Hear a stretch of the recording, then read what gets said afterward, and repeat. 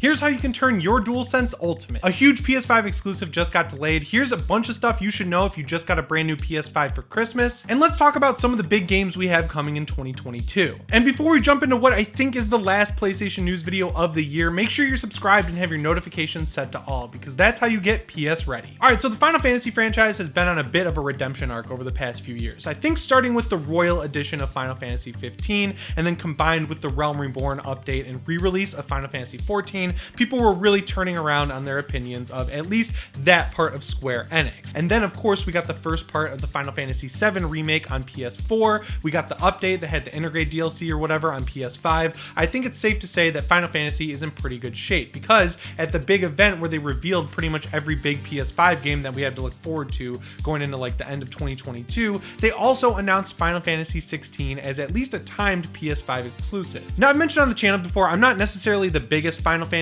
or really JRPG guy. The only few that I've really dabbled with are Final Fantasy 4 on the PSP. They packaged together the original game and a bunch of mobile spin-offs that came out, and then I got really into Final Fantasy 15. And I'm honestly pretty excited to finally dig into Final Fantasy 7's remake, because it just looks awesome. I love that it has action combat, but 16 also looks like it's right up my alley. One of the combat directors worked on stuff like Devil May Cry 5 and Dragon's Dogma. They're going for this like dark medieval vibe with it. There was a ton of gore in the trailer. It was just like everything I like in an action RPG. So yeah, I was really excited to check this game out, and then we got one of those terrifying pictures on Twitter from the official Final Fantasy account that said, sorry guys, we have to delay the game by 6 months and you won't see any more of it until well into 2022. And while on the one hand that's obviously a bummer because we're gonna have to wait even longer for Final Fantasy 16, I really think this is actually a good thing, because Square Enix is notorious lately for releasing games before they're finished. I mean, even going back again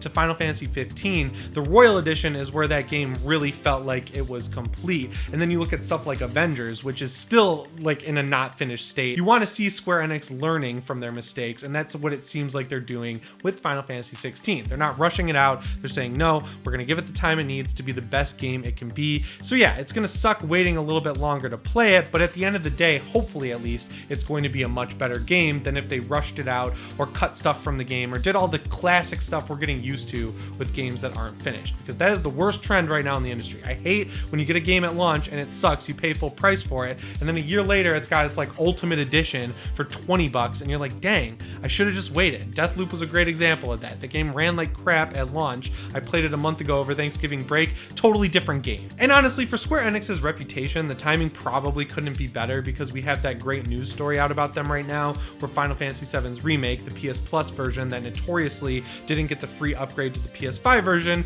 now gets that upgrade. And kind of like the timing works out in a way where you're like, oh, they knew they were going to have to delay 16, so they wanted to get some good news out there. So you can't really give them too much credit, but I'm going to give them enough credit and say keep doing stuff like that, Square, because that's what's going to fix your reputation after all the messed up stuff you put out over the past few years. Sticking with the JRPGs though, there's a company called Mutan Insight, and there's a news story going around lately that they're actually working on a high-end remake of a classic JRPG for the PS5. And honestly, there have been so many rumors of older games getting remade for the PS5 that it really could be so many different games. I know that like it's not necessarily a JRPG in the realest sense of the word, but we've heard that Metal Gear Solid 3 Snake Eater is getting a full-on remake. We've heard also that the original Metal Gear Solid is getting a remake. We've heard that Silent Hill might be getting some sort of a remake, maybe Silent Hill 2. We've heard Chrono Cross, which is a great option for this. There's so many different games that are from the past of PlayStation that are apparently getting remade right now that it seems like nobody can really pin down what this company is working on. The interesting thing here is that this studio has assisted with other big JRPGs like Final Fantasy's franchise in the past and also Persona, so I could see it maybe being something that Atlus put out, but honestly,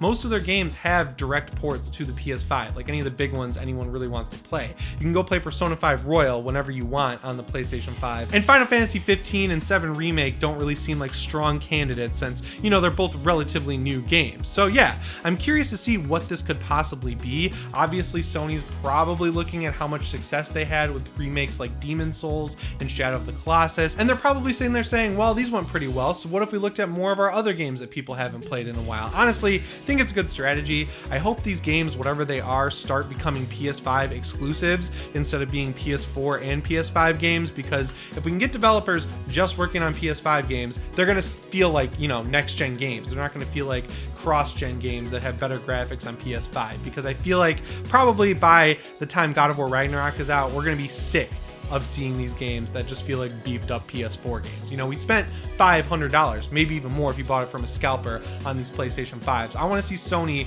and other developers start pushing them to their limit. But yeah, speaking of spending $500 or more on a PS5, if you just got one for Christmas, I found this cool article on Kotaku that's just basically a list of things you should try right after you take it out of the box and turn it on. And honestly, some of these tips are pretty cool. They're stuff I would recommend, so I picked out my favorites and I'm just going to start suggesting them. The first thing you got to do is play Astro's Playroom. It's a game that comes with the PS5, sort of like something like Wii Sports did way back in the day on the Wii, but when you play it, you'll be like, oh, this isn't just a freeware game, it's a full-on action platformer for the PS5 that's centered around the PlayStation ecosystem itself. You go through the different parts of the PS5, they're turned into levels, you get some history on all of Sony's different devices, you've got a great platformer with Astro, he's just a cool little character, the world looks great, you've got a great example of the haptic feedback and the adaptive triggers. Basically every feature that the PS5 can take advantage of is taken advantage of in Astro's Playroom. The next thing you're going to want to do is turn on automatic updates, because Sony loves to release new patches for the PS5 all the time,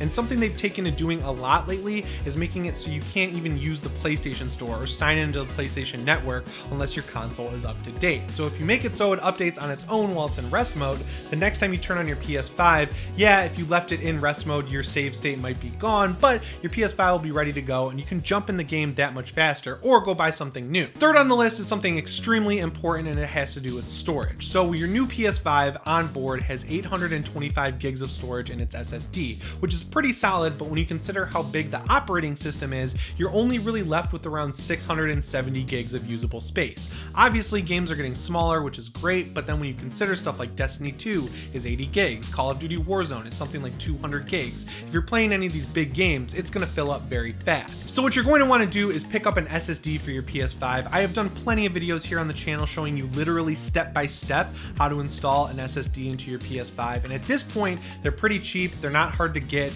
and they'll add up to 2 terabytes of storage onto your console, which is great. If you're watching this video in December still, you should probably buy PS Plus now, because there is a PS Plus collection that comes with every PS5 that gives you pretty much every big game from the PS4 generation. Like, it is absolutely nuts how many of those games you get. Unfortunately, if you stop paying for PS Plus, you lose access to those games, but at least adding them to your account will give you a ton of free games to play on top of your subscription that you can just try out and have fun with, and they're some of the best games ever made. So yeah, go look for a deal on PS Plus. I think there's a lot of deals right now where you can get it for as low as $25 for an entire year. When you consider how many games you're getting for that, it's nuts. And also, the January PS Plus games are really good. We've got Persona 5 Strikers and Deep Rock Galactic. Those are 2 huge games that I think you're probably going to want to try out. So yeah, your PS5 is pretty much not great without PS Plus. Make sure you pick up a subscription and do it while it's on sale, because who wants to pay $60 when you can pay $30? Another cool thing you might not know you can do is customize that little control center at the bottom of the screen. So unlike the PS4, the way to bring up the home menu-ish thing,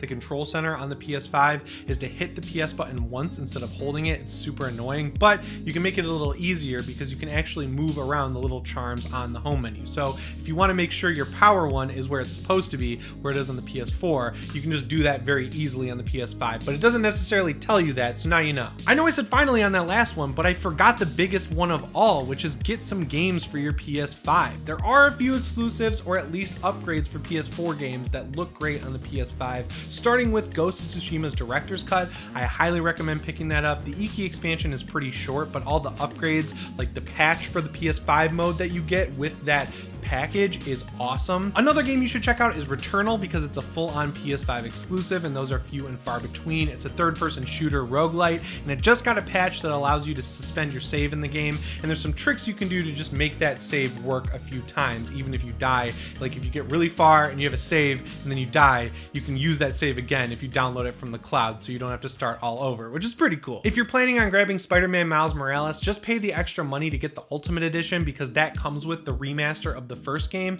They just added suits from No Way Home that look great, and playing through the first game, honestly guys, gonna be real, it's a lot better than Miles Morales. So if you get through Miles Morales and you want more Spider-Man, just make sure you get the Ultimate Edition. If you want a visual showcase, I think you should go with Ratchet & Clank Rift Apart. I thought it was like a little overrated last year, if I'm being honest. The graphics look great. If you're into Ratchet & Clank, you're probably gonna love it, but if you didn't grow up with that character like me, you'll be like, this looks really good, it plays fine, it's a cool game that has good graphics. But yeah, that one's probably worth grabbing if you see it on sale. And once you're done with those, we do have some awesome games coming in the near future to the PS5 in 2022, like Dying Light 2. We're getting the next gen upgrade for Cyberpunk 2077, and I think that's gonna be great. We're also getting God of War Ragnarok and Elden Ring if you're into third-person action RPGs. We're getting Gran Turismo 7. We're getting the Uncharted Legacy of Thieves collection, which if you've never played the two games that come with it, Uncharted 4 and Uncharted Lost Legacy, you're crazy, you gotta get into those. And then just off the top of my head, we're getting stuff like Gotham Knights, Marvel Midnight Suns, and the Suicide Squad Kill the Justice League. So if you're into superheroes, there's some great options coming up for you there. And last but not least, I know we haven't heard about it in a while, but I'm crossing my fingers for Hogwarts Legacy. So while 2021,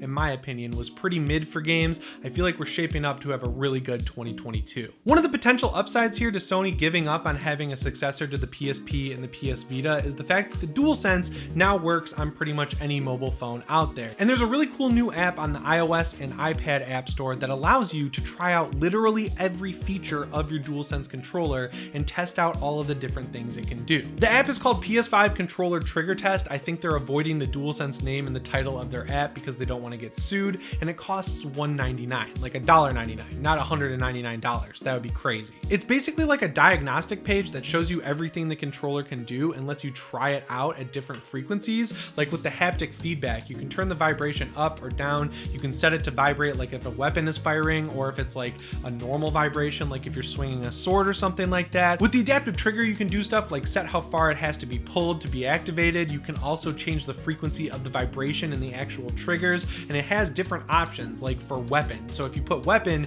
it's going to feel like you're firing a machine gun when you pull the trigger. And the reason this is cool is because if you spent $500 or $600 or $700, which some people are spending on a PS5, you want to make sure that you're also getting some games with it. But games are expensive, so if you only get a couple games with your console, and not all of them take advantage of the DualSense controller in the same way the first-party games do, when you have an app like this, you can just try it out however you want.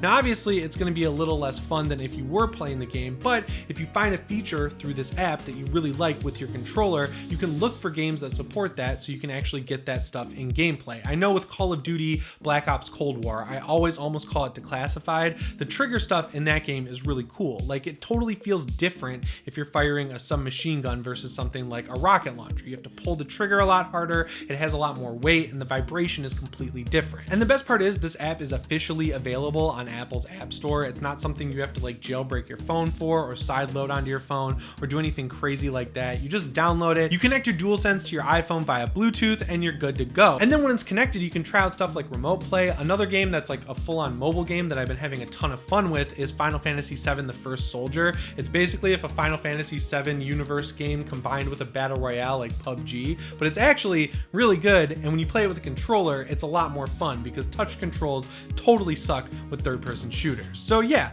you should connect your DualSense to your phone, maybe try this app out and mess around with all the different features you have with this app. Anyway guys, that's all the PlayStation news I have for today on my last news update of the year. It's been a really awesome year for this channel. I cannot believe how far it's come. I can't believe so many people watch all the videos I put out 3 times a week. I appreciate you for being here. I hope you're enjoying all the different PlayStation news. Hopefully in 2022, we have even more cool stuff to talk about. Anyway guys, my name is Jimmy Champagne, and I'll see you in the new year. Thanks for watching.